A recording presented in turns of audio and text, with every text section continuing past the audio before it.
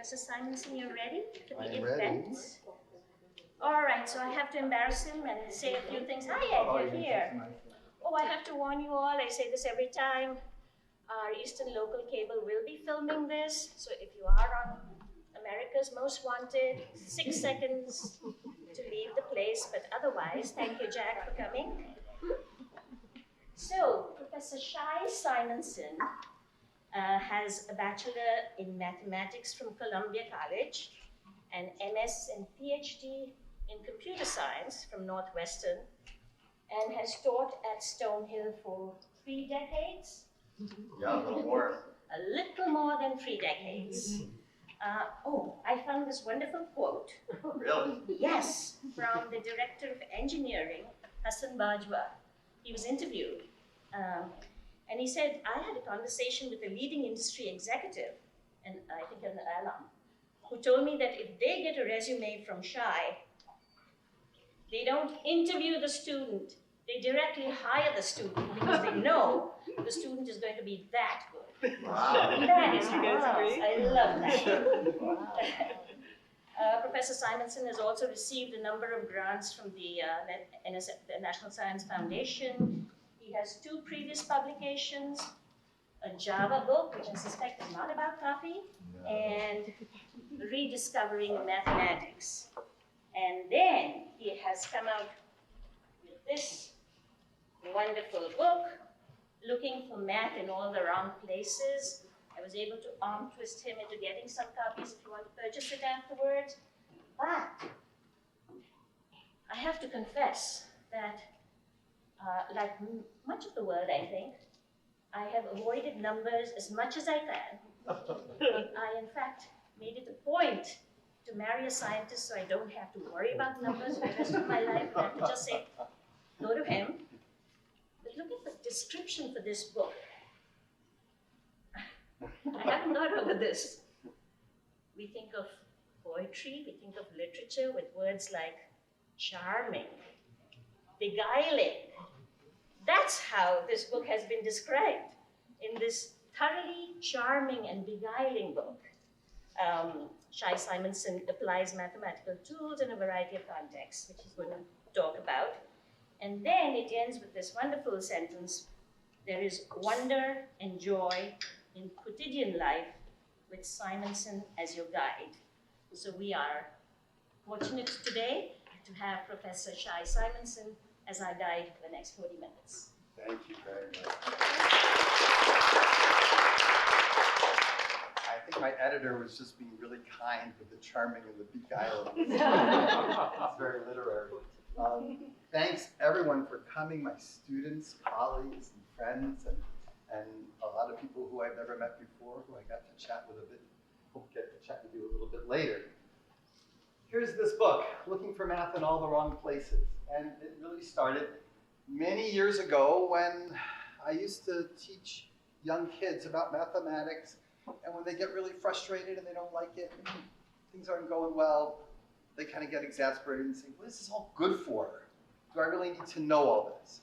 And that's a really, really hard question because obviously I think it's good for everything. And it's, how can you even ask the question? But after a while you get used to it and you hear deep down inside what they're really saying is, this is frustrating, I'm not getting it, I'm not understanding it, and that's why I'm angry. And this really comes from a little bit of anger. Because when you give the answer, oh, it's good for this, and you explain how radiology works because of, you know, some digital signal processing cleverness, and they're like spacing out. So I decided the real way to convince children and adults and anybody else that mathematics is worthwhile is to help them notice it everywhere in life. At your dinner table, when you go on vacation, when you're taking a drive. In particular, we're going to start out with one little story. I took my kids to a carnival. My wife came with us. And we went to this carnival, and there was this guy hawking a game, waving a $5 bill at me. That's going to be the first example. There's mathematics every place. I once took my son for his 21st birthday. We brought him to a casino. My brother-in-law and I each gave him $50. We asked $100, and we explained to him how to play craps. We told him all the rules and how to bet, and we said, look, When you run out of money, we leave. That's your birthday present. If somehow you double your money, we leave. And you have $200 for your birthday present. So he's sitting there and he's playing, and he's playing, and he's playing. And it's like an hour or two, and he hasn't lost all his money, and he gets on a streak.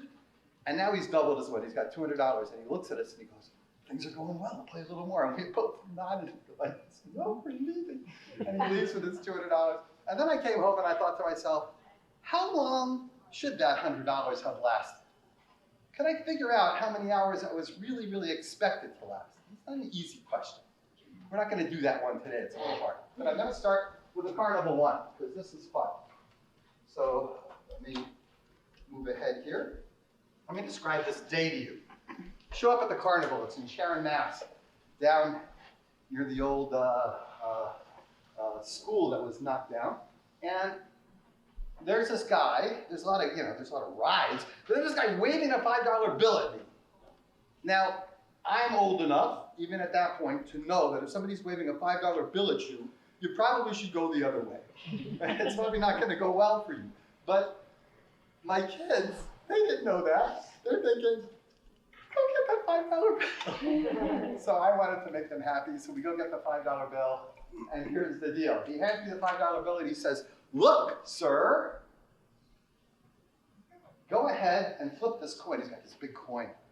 And you pay me back the number of flips until you get 2 heads in a row. When you get 2 heads in a row, you stop and you pay me back. So for example, if I flip tails, tails, heads, tails, heads, heads, we'd stop, and I pay him back $6, and that means I've lost $1, right? But if it goes heads, tails, heads, heads, I only pay him back $4, and then I gained $1. And if I get really lucky and I go heads, heads right away, I pay him back $2, and I gain $3. This is a bad day, T-T-T-H-T-H-T-H-H. Then I pay him back $9. Anyway, I played for a while, and we're winning a little, losing a little more, and after maybe 20 minutes of this game, we're really down a little bit of money. Every time he gives me back $5, I end up giving him back a little bit more on the average, and I'm thinking, this isn't going well. And I couldn't figure out how this game worked at the moment. But I remember thinking to myself, when I get home, I'm going to analyze this and figure out what's going on. Because I was thinking to myself, look, if somebody at the university told me this game, I'd sit and figure it out. But this is a guy at a carnival. He goes from town to town. What does he know about this game? He knew something. Kind of interesting. So here's what happens. I went home, and I calculated this, and I actually showed it to my kids, and we analyzed it a little. I wanted to figure out how many times I should expect to flip the coin until it actually got heads, heads. It's not a simple question, but if somebody guides you along, it isn't too hard to follow. So here's how I calculated that number. Half the time, I'm going to get a tails. Half the time, I'm going to get heads. If I get a tails, I'm effectively starting from scratch. Right? I don't have any head at all. It's like I'm just playing from the beginning. And therefore, half the time, I count it as 1 flip plus whatever the expected value that I'm actually trying to calculate now. This is kind of a reflexive formula, a little recursion there. On the other hand, a quarter of the time I flip HH and then it's done. So a quarter of the time, 2 flips, and that's all it takes me. Like a weighted average here. Another quarter of the time I get HT. And now I'm effectively restarting again, but this time it took me 2 flips to restart. If you go to the trouble and add all that stuff up, and then get a local 6th grader who's good at this stuff, 3/4 of an E plus 1.5 equals E, blah, blah, blah, blah, blah, and you solve it, you get 6. And I remember thinking, dang, that guy knew that this game was a 6-flip game, that on the average, I would flip 6 times, and he's giving me $5 every time. So on the average, the guy wins $1 every single time he gets me to play the game. And if I sit there and play the game for a half hour, he's made a little bit of a profit. So that's not the end of the story. Here's the end of the story. We go back the next day. We go back the next day. And here's what the guy does. The guy sees me. He's thinking, easy money, and he's here with his kids again. So he waves me over, and I go, no, I don't think I want to play this game. He goes, why not? I go, I analyzed that, I don't think it's in my favor. He goes, wait a minute. And now he changes the game. He says, this time, you give me the $5 and I'll pay you back. And he figures that'll be fair, right? He goes, except this time, I don't want to wait till we get HH, I want to wait till we get HT. It's all the same. And I thought, seems like it's all the same, but I bet it's not all the same. So I declined to play here, and I distracted my kids with some, I don't know what, sweet foods and a roller coaster ride, and we didn't do it. But I did go home and analyze it again. This is a little bit harder to analyze, but here's what it turns out to be. Half the time, you get a T, you're back where you start. That's just like before. A quarter of the time, you get HT. 2 flips for a quarter of the time. But then it gets a little more complicated. The other quarter of the time, you get HH. And now, you're not really back where you started because you have half of what you need. So I call that place F. It's a new place. And now I got to analyze F. How many flips is it going to take me from there when I already have one H? So half the time, I flip a T and I'm done. But half the time, I flip another H. And now I'm still back at position F, where I've got one H. So half the time I'm done, half the time one extra flip, and back at F. And if you solve for F, F is 2. And if you put F in here for 2, and you solve for E, you get E equals 4. So this time, it changes from 6 to 4. And that's why he wanted to flip it up and have me give him the $5, because he would only give me back $4. Either way, he wins. And he studies this. You figure guys at a carnival aren't studying this, but they do. And they know how to make money on this. I want to show you one more thing before we go on to our next example. You could grab a coin and actually try this and count how much it takes. Or if you go here, oh, I guess you can't see this. I wonder why. Hold on. I want to show you this picture.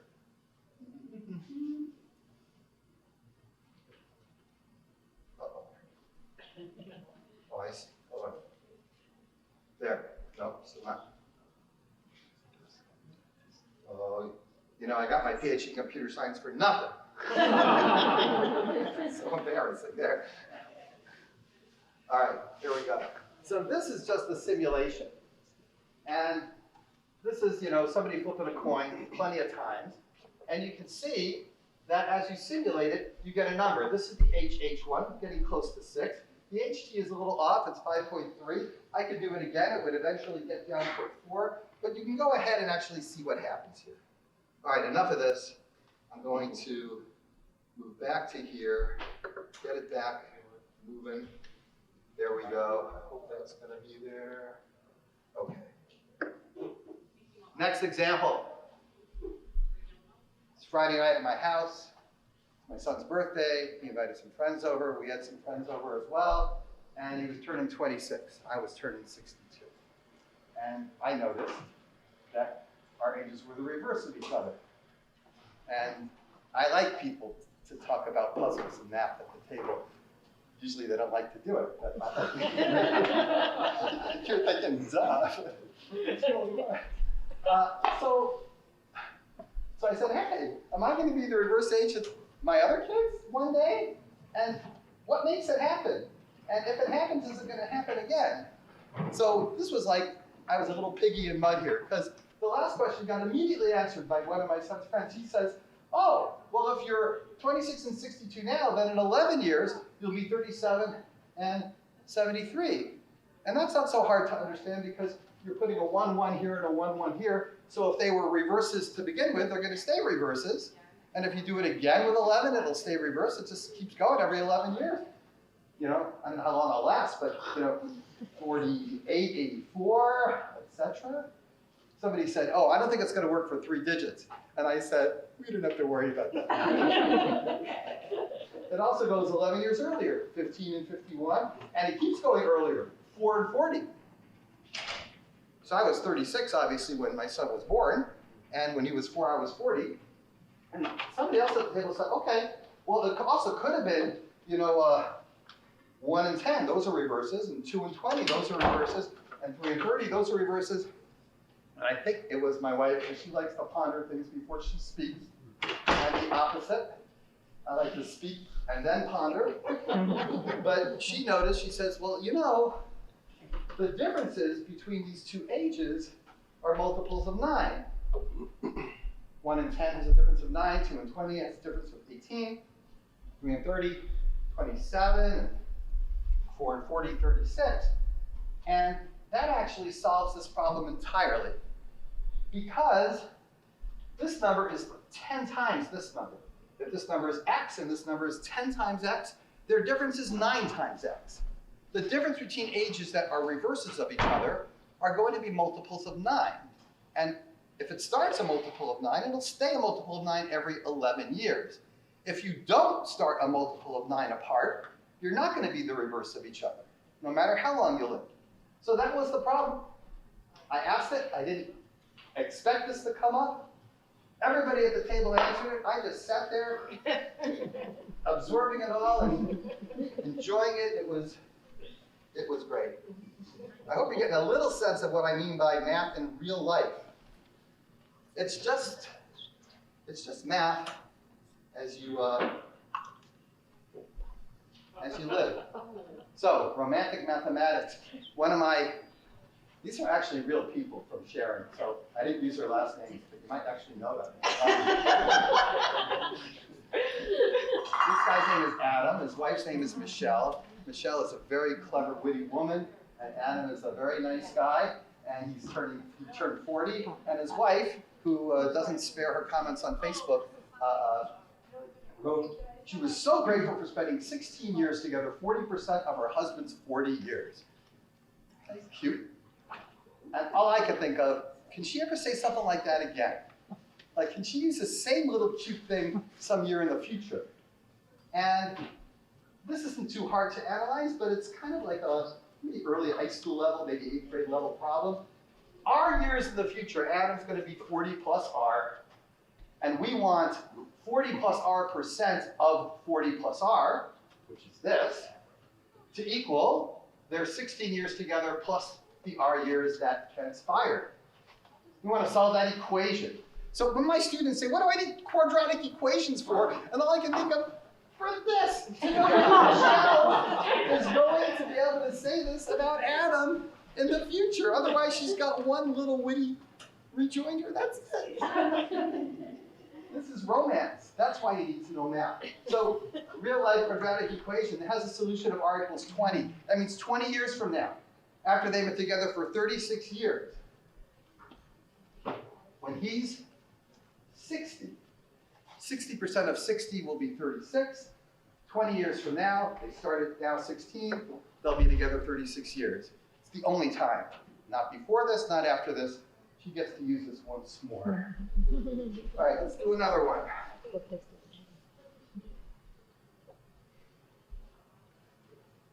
Estimating is a big topic. When we sit around in my living room, we have guests over, I like to quiz them. I pick up an almanac and I ask all sorts of odd questions. I don't know what, which is further north, Beijing or Rome? I don't know, whatever question I can think of. Now, in order to answer those questions, either you got to know a lot of stuff, like James Holzhauer or you know a little bit of stuff, but you get good at estimating things. So here's an example of the kind of questions that come up. How many licenses are renewed in Massachusetts every day? I thought of this 2 days ago because I just renewed my license and they sent mine with my wife who submitted hers a week later. And I'm thinking, how many do they send out every day? Do you have any idea? Anybody want to guess how many they send out every day? Just order of magnitude. What do you think? How many people in Massachusetts? Anybody know? How many drivers in Massachusetts? It's like 5 million. 5 million drivers. And every driver's got to renew every 5 years. So that's about 1 million every year. And everybody's got a different birthday. So 1 million divided by 365. That's a reasonable estimate. It's about 30,000, is that right? 30,000 a day. I looked it up because in COVID, they had a big, everybody wants to get this new kind of license. You're all getting the new kind of license. So you don't have to worry so much about airports. So they did 50,000 in one day or something. I think I got that right. Maybe I'm off by an order of magnitude. Anyway, lots of different estimates here. Here's what I want to show you. When you estimate, there are some good tricks. Always try to estimate in two completely different ways. Here's a question. How many primary care doctors are there in the US? If you try to get a primary care doctor, you're going to think it's 0. It's really hard. So here's what I mean by trying two perspectives. From the patient's perspective, let's say the average person visits a doctor 2 or 3 times a year on the average. 800 million visits a year. 2 million a day. A doctor sees 10 patients a day, I'm guessing. Seems reasonable. So that's about 200,000 doctors. Doctor's perspective. Every doctor's got about 1,500 patients. I know this because when I got my primary care, finally, I went, and the first question I asked her is, how many patients do you have? She goes, I really have about 1,200, but I can do a few more. And I go, oh, I get it. 1,500 patients, 330 million people in the United States divided by 1,500, also a little over 200,000. When you do it two different ways and you get an answer that's similar, you got to feel good about the answer. This is the actual answer, 210,000 primary care physicians. That was a good one. I'll show you one I don't always do so well. Hamburger consumption in the US. From the customer's perspective, average person eats 5 hamburgers a month, 60 a year. 330 million people, that's 20 billion hamburgers a year. Seems like a lot, right? Well, I guess you go by McDonald's and they have a big number, but it's a lot. From the seller's perspective, I figure in my neighborhood, 100,000 people in my suburbs, 200 restaurants sell burgers. 660,000 if I extrapolate over the country, because the country's got 330 million people, so I multiply that 200 by 330. 660,000 restaurants over the country. Everyone sells 100 burgers a day, I figure, 35,000 a year. Multiply the 660,000 by 35,000, I get 25 billion. I was feeling good about this estimate. Between 20 billion, 25 billion, two different directions. You know what the actual number is? 50 billion. Do you know who says that's the actual number? The beef lobby. So I have no idea if that's right or not. I really don't know the answer to this question, but off by a factor of 2 isn't terrible. This is the worst thing in the world. All right, let's continue here. I want to show you one more. I don't know, maybe I should skip this one. I was guessing how Stonehill tested for COVID every single week for like a year and a half or something. And I was thinking, how are they going to do that? It's 3,000 tests. I had a whole detail. And then in the end, it was actually more or less how I guess they would do it. And they succeeded, but I don't know. I'm going to run out of time if I spend too much time blabbing on every example. So I'm skipping that one. I'm going to go to this one, because this one is real cool. So there's a pedestrian bridge in Paris called the Pont des Arts. And maybe you've been there. You see those locks? Those are all padlocks. This is where lovers come to cement their relationship, romantically clicking their togetherness. I don't know what happens when they break up or when something goes wrong. They got to go there and take it off, but I'm sure they just leave it there. So here's what happened. What happened was, you can see how many locks there are. In a square foot, there's like 100 locks. There's locks everywhere.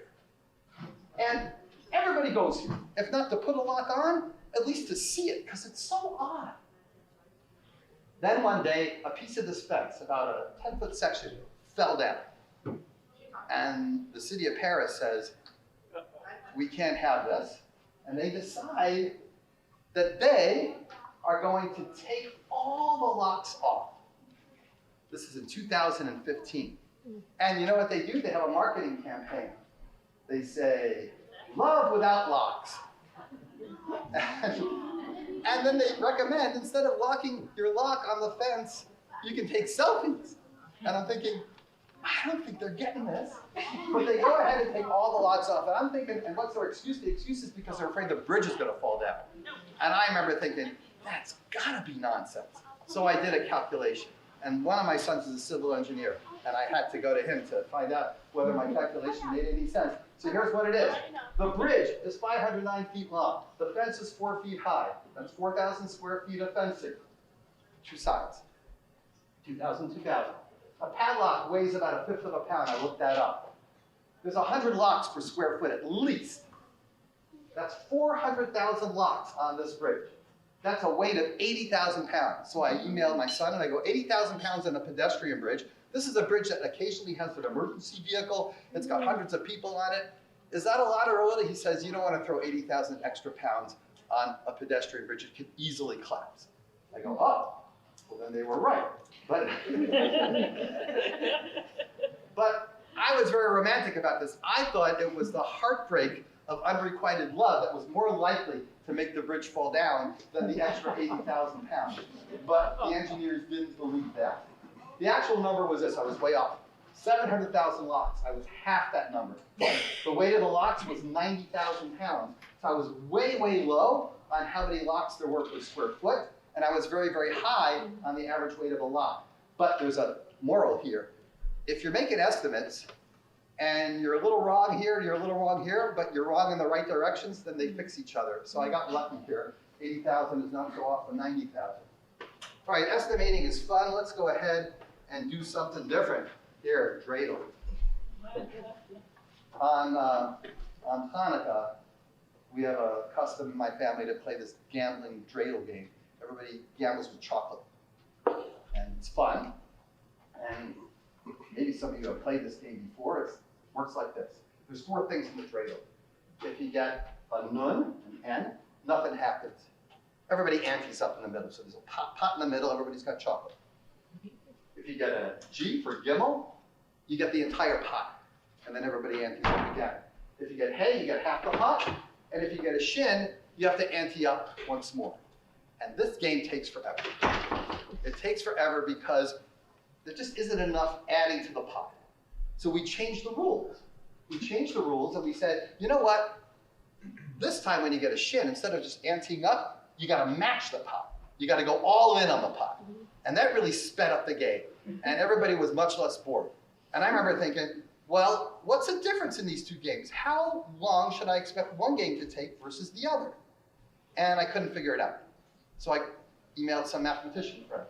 This is the result of it. Thomas Robinson and Sujit Vijay from the Department of Mathematics at Rutgers eventually published this article. This is the first line in their article. They actually asked me to referee this article, and I started refereeing it, and then I had to decline. I said it's a little over my head. It really, really gets very, very hairy in mathematics, but they did analyze it. Here's their conclusion. The conclusion is understandable. The original game, if you have n chips in play, that means if each of us have 10 and there's 8 people playing, that's 80 chips, takes approximately 80 times 80 to play. Turns, 80 times 80 turns, 6,400 turns. If it's 5 players, 10 chips each, and it's 50, that's 2,500 turns. Play all night long.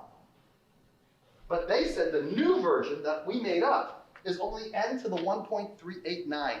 And if you put 50 into that, you only get 229 turns. And that's about an hour and a half. So it was really cool that this ended up being a real piece of mathematics. Next example. This comes from the Talmud. Dowries in ancient Israel. There's a story in the Old Testament about these 5 daughters, the daughters of Stonehill, and their father dies. And he was not part of the rebellion against Moses. And they plead with Moses, our father was a good man, and he left no sons, and we don't get any inheritance. We'd like some land. And Moses says, let me consider this. And he goes to God, and they consult, and he comes back, and he says, daughters of Stonehill, you speak righteously. And he basically says, I'm going to change the laws. From now on, if there are no men, then women get an inheritance. But it's quite complicated. Here's how it works. If there's 1 daughter, she gets 1/10 of the estate. If there's 2 daughters, the second daughter gets 1/10. But it's not just 1/10, the Talmud says, because that doesn't make any sense. If there's 10 daughters, there's nothing left for the boys. So they explain that it's 1/10 of what remains. The first daughter gets 1/10, the next daughter gets 1/10 of the 9/10. What remains then is this. And then the third grader gets 1/10 of that. And this keeps going and going and going. And it turns out that if you keep doing this over many, many, many, many, many daughters, it limits, it heads toward a number. About 34% of the estate is still left for the males to inherit. This is the expression. The limit of this, as n goes to infinity, is 1 over e, 1 over 2.71828, etc. That's this number.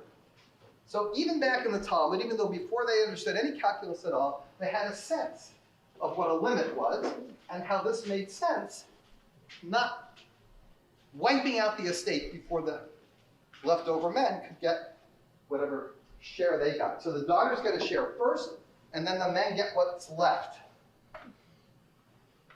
The next thing is even more charming. The Talmud has a lot of obscure, weird stuff in it, but it's also got some really charming things, and this is charming. The Talmud discusses how if you visit a sick person, you take away 1/60th of that person's illness. It's such a beautiful sentiment, because if you've ever been sick, or if you've ever visited the sick, and almost everybody's had that experience, you know that it's true, that the joy, the sense of love that somebody feels when you visit them and they're sick, it breathes life into them. And they understood that. Then they get into the mathematics. They say, it's like the dowries, they say.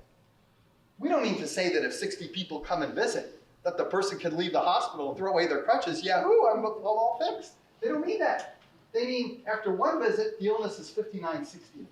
After 2 visits, it's 59, that should be 60, I have a little typo, squared, and so on. After 60, it's 59/60 to the 60. In other words, it's a 60th of a 60th of a 60th. It keeps going down, 59/60s, 59/60s, 59/60s, over and over and over again. It's the same limit as the dowries. About 36% is what you can get them down to. After that, it's God's work or just good luck. Got to get better on your own. But just visitors can get you 64% down to only 1/3 as sick as when you started.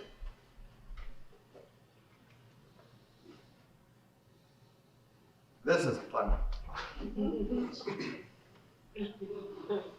I read this article on some, I don't know what. You know how if you're alive at all nowadays and you're on any kind of social media, they throw all sorts of stupid stories at you that they think you're interested in because you happen to have clicked on any story like this.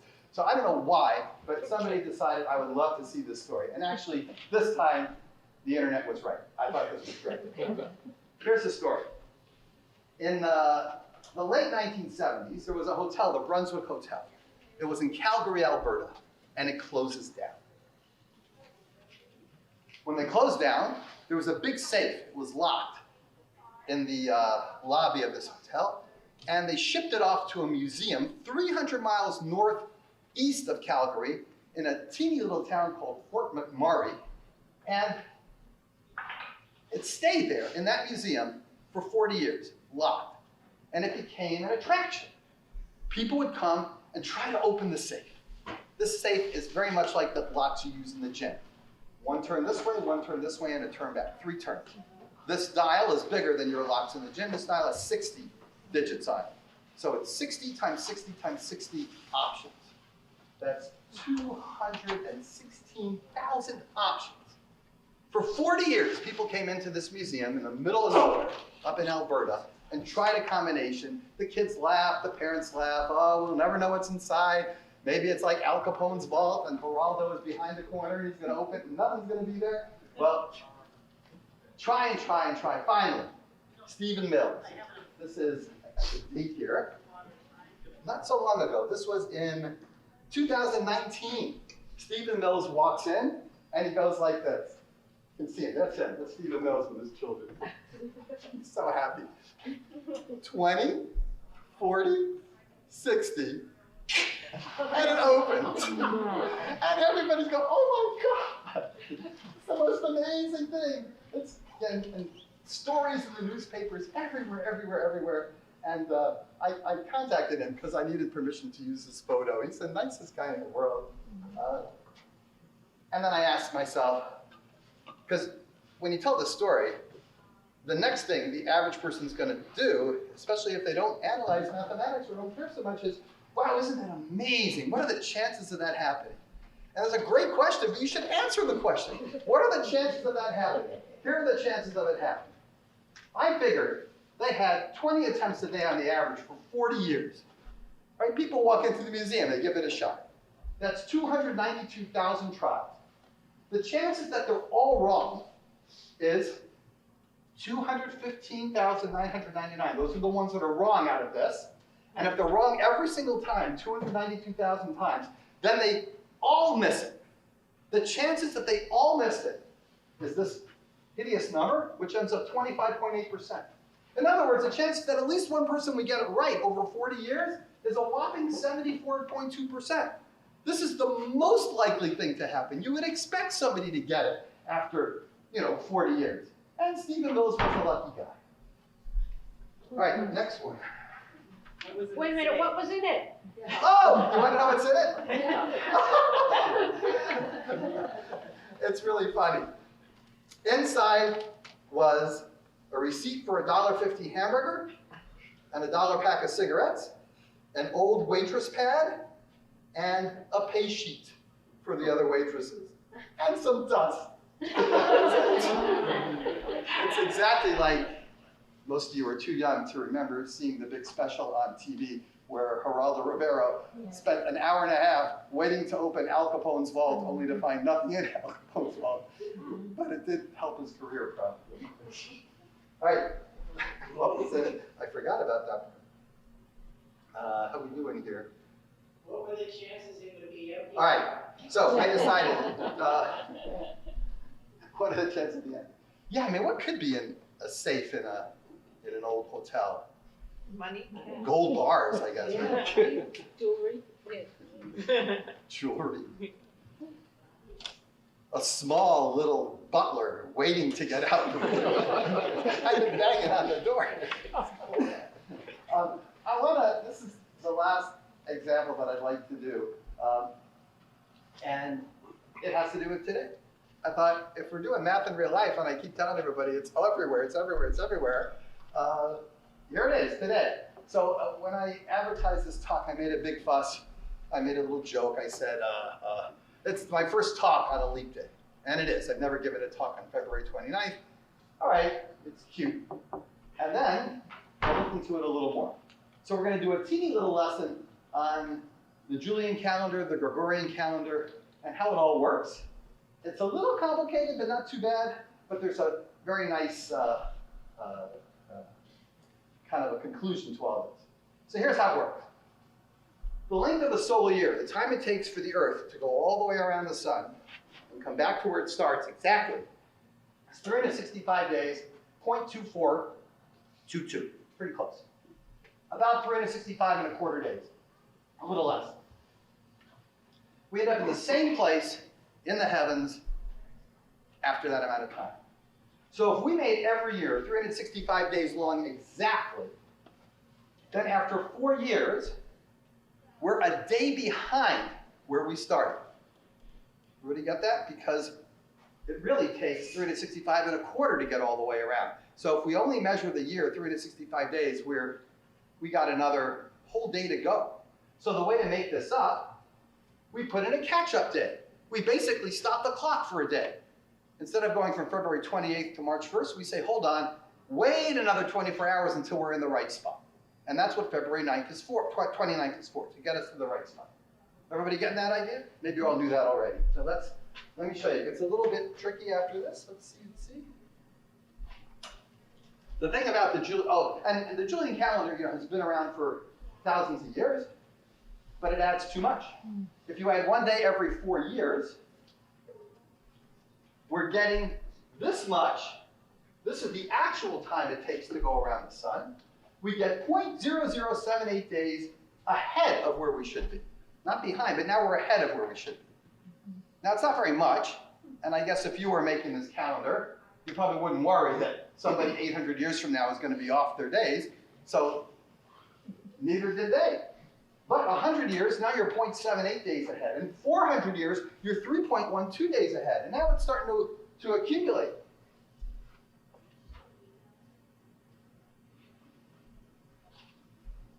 So here's what happens. The Council of Nicaea in 325 CE decides that they don't want Easter to be connected to the lunar calendar. Some issues, religious issues, political issues, they want it to be connected to the solar calendar now, so they make it the Sunday after the first full moon following the spring equinox. It used to be based on a lunar calendar, which means it's always relative to Passover. But now Passover is going to be where it is, and Easter, because of these 3 days every 400 years, is now flitting away far, far from spring. It was March 21st that year, but it was growing and growing away. With the Julian calendar in place, 1,200 years later in 1582, here's what happens. 0.0078 times 1,257 is 9.8 days ahead. The spring equinox had drifted 9.8 days. Now it's like at March 11th. So Easter on March 21st was drifting toward the summer. So here's what the Pope did. He actually did this in October. He didn't do it in March. But he basically just said, look, we're way too far ahead, so I'm going to turn March 21st into March 11th into March 21st.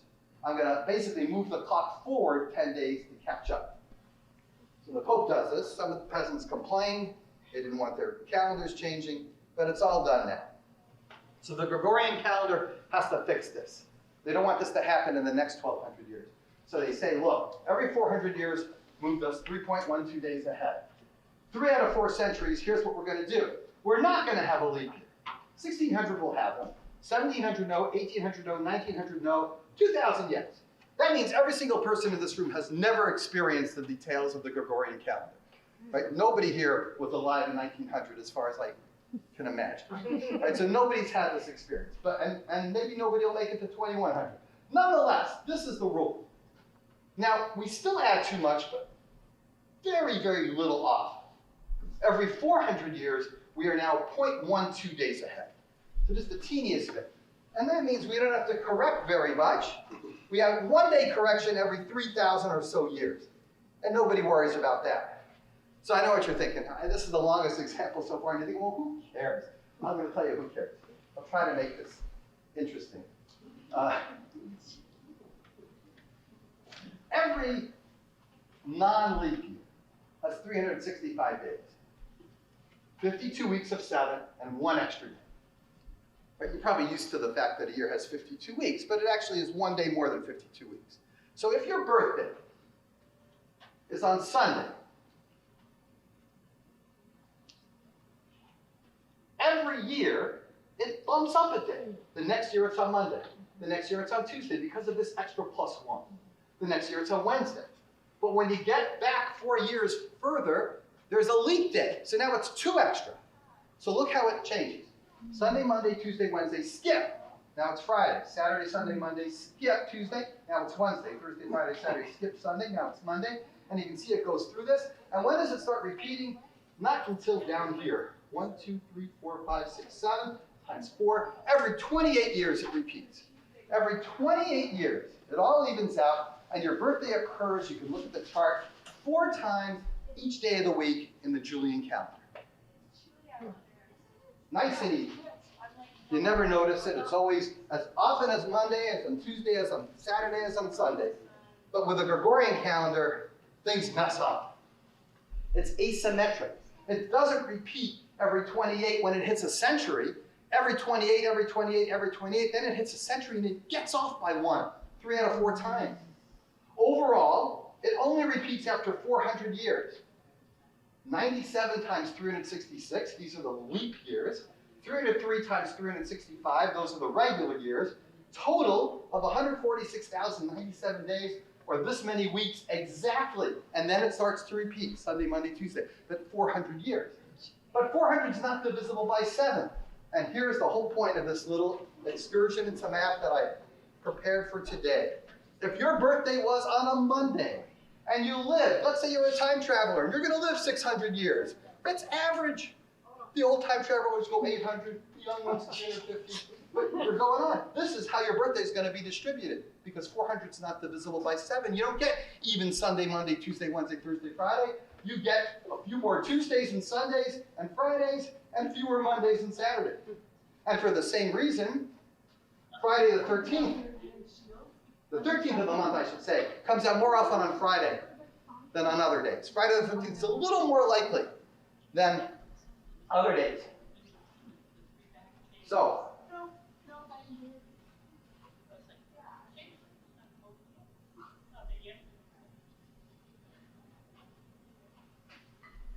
here's February 29th. Every 400 years, there's 97 February 29th. Remember the 3 that we took away on those centuries that aren't divisible by 4. So 97 every 400 years. And if you check what days they come out, 13 on Sunday, 14 on Monday, etc. 13 on Thursday. So at the very beginning, when I told you that I advertised this talk by telling everybody, I never gave a talk on February 29th. How unusual is that? Well, it's even more unusual because I'm giving a talk on February 29th on a Thursday. And there's only 13 Thursdays out of every 400 years that happens. All right, just to finish this up, and I'll leave time for some questions. Let's see if I can get this to go. Real life, what's real life? Link. I have a picture here I want to show you. There it is. This is, you can see my book in that picture. It's a picture of my book. That soldier is the son of a friend of mine. His father bought my book for his son because his son loves mathematics. And here he is on a little break from his artillery run, reading the book, and the Army let it go through because, as you can see, you can't see his face, and there's no way to identify him. So there it is. That's math in real life, and probably nobody's on the phone. Right. Thank you all for kind of sharing with me. The mathematics in the book itself is generally harder than some of these examples. I tried to pick kind of fun examples that I would have a chance to maybe let you follow along while we're doing it. Math is so hard to do without going home and sitting. I told you so many stories. I went home and I analyzed and I analyzed. Nobody figures things out on the spot. Don't let anybody tell you that they do. It takes hard work to do mathematics. It takes hard work to do science. When people do it a lot, they seem really smart, but it's mostly hard work. So I left out some of the stuff that I thought would just be impossible to follow, and I left that inside the book. But I hope that what we did was fun and engaging, and it opened your eyes to math all over the real world and the world you live in every day. Thank you, everybody.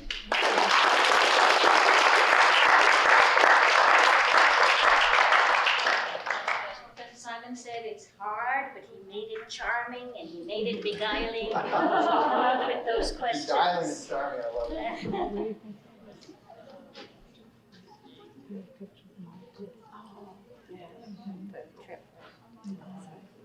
Who's the first brave person? Yes, Cheryl. I had a question about the dowry. The dowries, yeah. Because you started with the exponent one less, and then by the second two rows, it ended up the same. I might have had a typo. Oh, okay, that wasn't an assumption that I purchased that or something. It does approach 1 over e of the original estate value. Okay. Here's what happens. The first daughter gets a 10th. This is before the sons get anything. The daughters get first dibs. The first daughter gets a 10th. The next daughter gets a 10th of what remains. So it's a 10th of 9 tenths. The third daughter gets a 10th of 9 tenths, etc. And when the last daughter is done, then the boys split the rest. But what happens if you have an unlimited number of daughters isn't that you run out of the estate, it's that it limits out to 1 over e times the estate. So I may have had a wrong number if you noticed it. I can go check it later. But what I just said is what actually happened. Yeah. It's a lot of fun, thank you. You don't want to be daughter number 10, basically. That's true. The oldest get a little better share. I really like that story because it's so ancient, and really the women get a decent deal. It's a very early time in history for women to get a decent deal. I mean, I don't know what, it's 4,000 years ago. They could have been getting nothing. They could have been sold. I don't know. But it's a fun story. Any other questions? Yes, Phyllis? I have a really stupid elemental question because I'm not a math person at all. So the one with the safe cracking. I'm just having trouble getting my mind around it because each time somebody goes and tries it, it's like nobody's done it unless they have a list of all the numbers. Right. So it's almost like rolling a dice. Each time it's exactly like that. Right. So I'm just having trouble. So each time someone tries, it's that 70 whatever percent? No. How does that Each work? time somebody tries, it's a teeny chance. It's Right. 1 out of 216,000. Okay. Okay. What's the chance they don't get it? It's 215,999 out of 216,000. It's almost 99.99% that they don't get it. Mm-hmm. Now, when you're calculating probabilities and you want something to happen, and you want something to happen again, and you want something to happen again, I should really take 10 minutes to describe this instead of just telling you the fact. Okay. But what you do is you multiply the probabilities. Uh-huh. For example, if I want to flip 2 heads in a row, half the time I'll flip the first head, and half the time I'll flip another head. Mm-hmm. So 2 heads in a row is a half times a half. Mm-hmm. It's 1 out of 4. Heads, heads, heads, tails, tails, heads, tails, tails. 1 out of the 4. And if I do it 3 times, it's a half times a half times a half to get 3 heads. So here, what I wondered was, what are the chances that all these people got it wrong? It's 215,999 over 216,000 times itself 292,000 times, because that's how many people tried. So for all those people to get it wrong, it's only 25%. For one of those people to get it wrong, it's almost certain. Okay. I got it. So it's like if you try, I don't know what, turning your back, taking a piece of paper, throwing it over your head, and hoping that it lands, right there on that thing, it's not going to happen. But if you get yourself and your 500 friends to do it, one of them is going to get it, and it's much more likely. Got it. Does that make sense? Yes. It's a good question. No. Yes? Were there any examples that you wanted to include in the book, but you weren't able to, maybe because you couldn't quite explain the math very succinctly, or? That's a good question. There was one chapter that I included that I thought I shouldn't have included because I think it's just too hard. Like, you would understand it, but nobody with a normal elementary school education, they can if they really put a lot of effort in, but it's just a college level topic. Which It's one? really a recurrence equation. I didn't do it today. It's you know those locks with the buttons on them that they put on doors? Oh, yeah. You know how those, and there's 5 buttons and you can hit some simultaneously and you can hit them in order. So that chapter is all about counting how many combinations there are in those locks. How do you use Not an back easy Big question. Phillips? What's that? How do you use back Big Phillips? Yeah, exactly. So I introduced that, Chuck, because I had a memory when I was around your age and I was working in a lab, a seismology lab. It was in New York State. And I'm sitting there trying to get into this room that I was supposed to do my work in, but I forgot the combination. I'm sitting there trying combination after combination, and finally the security guard comes by. And I was a kid. I was like, 19 years old. And he's looking at me and goes, "Can I help you?" And I go, "I'm such trouble now. How am I going to explain this?" I didn't have any presence. I wasn't able to explain to him that I was actually researching there. I go, "I work here." And he goes. Anyway, so I was wondering, how many things did I have to try before I for sure would get in? And it's not an easy problem. It's very, very recursive. It's not an easy recurrence equation to figure out. So I did put that in, even though maybe in retrospect I shouldn't have put it in. I don't know. But I have a whole directory of other things that didn't make it into this book in case I ever write another book. Okay. My editors, the beguiling, charming people, they're going, "Oh, well, I'm going to contact you in 6 months, for math in real life too." And I go, "All right, we'll see." So they're very encouraged. But I got a ton of stuff that I didn't put here. Not necessarily because it was too hard. Some was too hard, but just because there's so much stuff. I mean, Sure. every day there's more things. Yeah. Thanks. Other questions? Yes, Lori? This is more of a math history question. Yeah. But where did do you know where the rabbis and the Pope got their mathematical knowledge? I think Pope Gregory had no idea about the mathematics. I think Pope Gregory had scientists that did it for him. It's named the Gregorian calendar because if you're going to name a calendar, you name it after the Pope, not after the science guy that you hired. So I don't think he understood it. Or maybe he did understand it, but he certainly didn't figure it out. the Talmudic rabbis, there's a big range of abilities. I know certain ones, there's certain segments that I study that I know that a particular person is going to say something off because they don't understand. And then other ones who are the exact opposite. They will imply a deep understanding without going through it. But the thing, it was such a long time ago, the Talmud is 300, 400, 500 CE, that they didn't really have the mathematics to understand what it was they had discovered. No, they couldn't prove this limit. They didn't know what the number E was. They didn't understand, this limit of x minus 1 over x as x goes to infinity. But they did know that if you do a calculation, it tended to and there's a lot of examples of that in Talmud. And I think some of them were really well educated and some were kind of sketchy. Yeah. So there's an 89.34% chance this is a stupid question. But we hear the term algorithm all the time. Yeah. We hear about, Facebook posts, what comes up, what we're going to see on Instagram and stuff. And I'm curious in sort of looking at math in the everyday. Can we figure out those algorithms to say in Facebook, so, what are the chances I'm going to see something that I actually want to see? Or what is it that I'm going to see something that they want me to see? And I'm just curious if that came up in yours.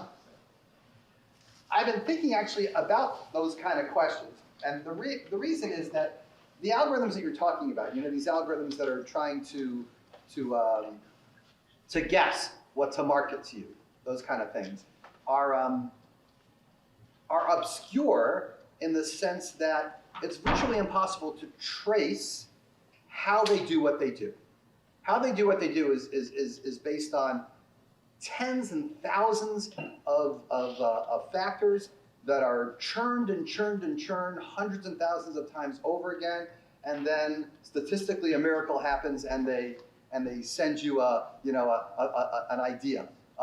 It isn't like an ancient algorithm like to find the greatest common divisor of two numbers where you can actually follow it step by step and learn a beautiful theorem upon which the algorithm rests. These are statistical, mostly machine learning algorithms, which means they're based on tons and tons of computation.